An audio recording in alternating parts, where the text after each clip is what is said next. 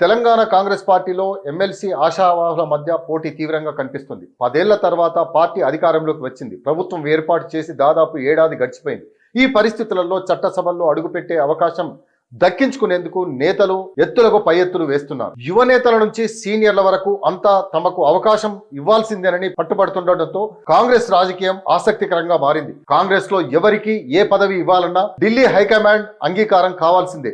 ఈ పరిస్థితుల్లో తనను నమ్ముకున్న వారికి పదవులు ఇప్పించుకోవడం ముఖ్యమంత్రి రేవంత్ రెడ్డికి సవాల్గా మారిపోయింది. ప్రస్తుతం దేశవ్యాప్తంగా కాంగ్రెస్ పార్టీ ఎదుర్కొంటున్న రాజకీయ పరిస్థితులను చక్కదిద్దాలంటే పార్టీలో యువ నాయకత్వాన్ని ప్రోత్సహించాలని హైకమాండ్ అభిప్రాయపడుతుంది. అగ్రనేత రాహుల్ ఆలోచన ప్రకారం వచ్చే 20 ఏళ్లు పనిచేయగలిగే నేతలకే అవకాశాలు ఇవ్వాలని అంటున్నారు. దీంతో 60 ఏళ్లు పైబడిన వారికి దాదాపుగా అవకాశాలు లేనట్లేనని చెబుతున్నారు. అయినప్పటికీ చాలా మంది నేతలు రేసులో ఉన్నామంటూ ముందుకు వస్తుండడంతో టీపీసీసీ ఇరకాటంలో పడుతుంది. ఇదే విధంగా గత ఎన్నికల్లో పోటీ చేసి ఓడిపోయిన మది యాష్కి గౌడ్, సంపత్ కుమార్, ఫిరోజ్ ఖాన్, అజారుద్దీన్, సునీతారావు సైతం ఎమ్మెల్సీ ప్రయత్నాలు చేస్తున్నారు. కాంగ్రెస్ తరఫున మైనారిటీ ఎమ్మెల్యే ఒక్కరు కూడా లేరు. దీంతో ఎమ్మెల్సీగా గతంలోనే మైనారిటీ నాయకుడిని ఎమ్మెల్సీగా నియమించింది. ఇప్పుడు మళ్ళీ మైనారిటీ కోటాలో 3 పోటీ పడుతుండడంతో ఆసక్తి రేపుతుంది.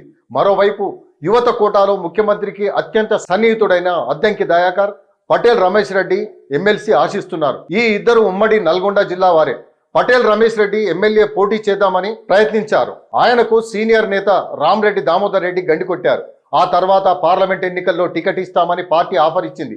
కానీ ఈసారి సీనియర్ నేత జానారెడ్డి కుమారుడు రఘువీర్ రెడ్డి తన్నుకుపోయారు.